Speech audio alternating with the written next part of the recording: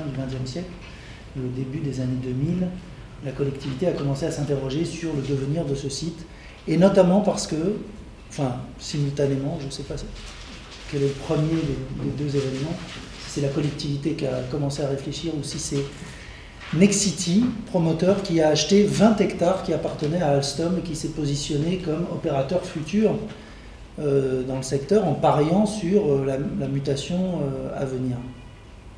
Donc l'acquisition de Nexity de ces terrains doit dater de 2004 et la création de la ZAC de 2007, sans doute un petit coup de fouet donné à la municipalité pour s'intéresser de près au devenir de ces terrains.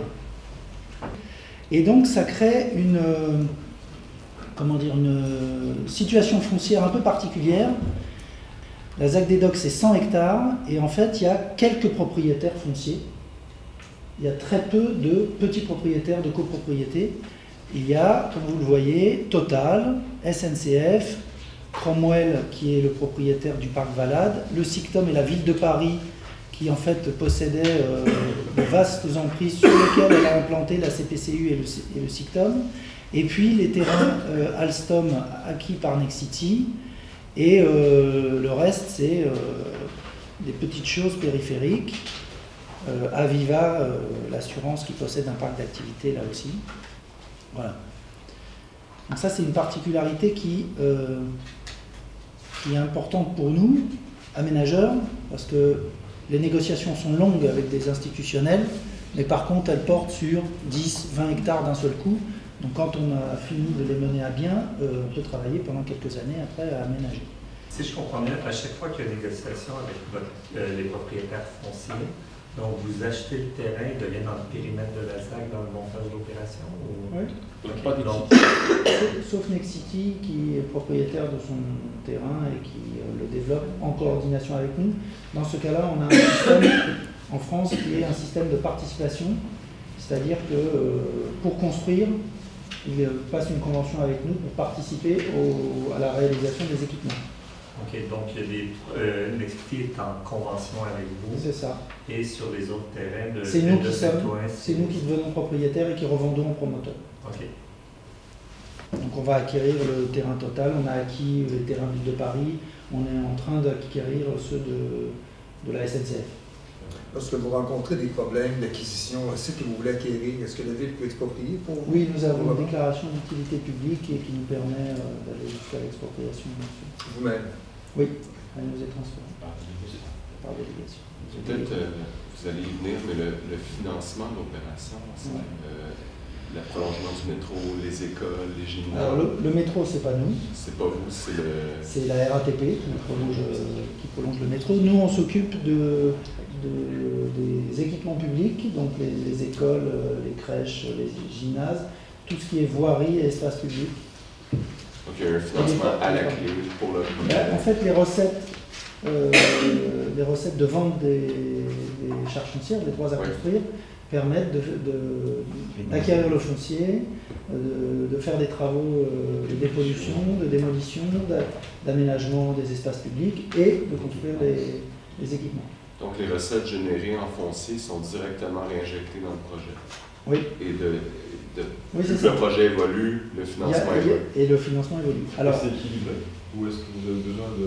Alors il y a une participation de la ville de Saint-Ouen, donc le bilan de l'opération c'est plus de 600 millions, la durée de la concession c'est 18 ans, et sur ces 600 millions, il y a 100 millions qui sont mis par la ville de Saint-Ouen. Déficit qui est porté par la ville.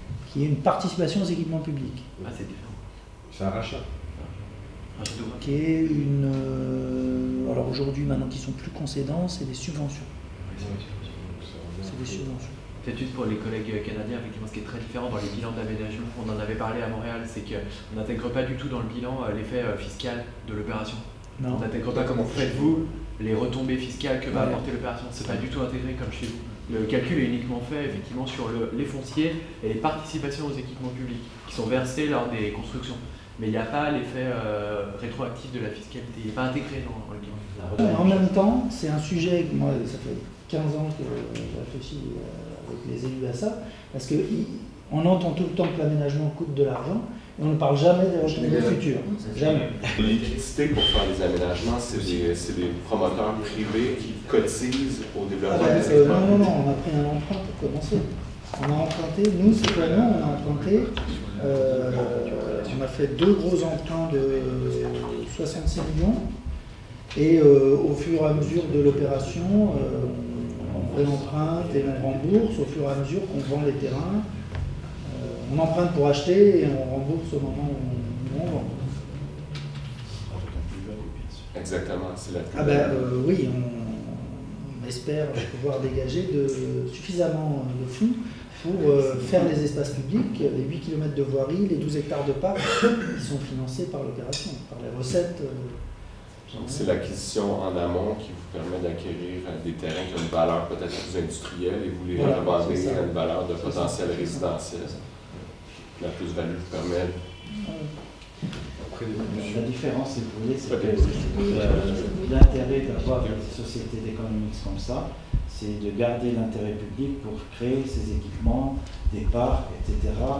La chose qu'on avait vu qu'il y a une difficulté à Montréal, pour tout ce qui était école par exemple, tout ce qui était espace vert, etc. Parce que c'était les privés qui font les opérations et il n'y avait pas une société qui gère globalement le projet pour maintenir ce genre d'équipement utile pour des grands quartiers. La clé, c'est la maîtrise foncière le plus en amont possible. Dans un marché industriel et vendre dans un marché développement. Ça, c'est toujours bien. Alors, pour ça, on a l'opération d'aménagement, mais on a aussi le PLU, le plan local d'urbanisme, qui permet d'empêcher de développer en gardant un zonage d'activité industrielle. Et puis, au moment où ça doit muter, une fois que quelqu'un a la maîtrise foncière, on change de zone.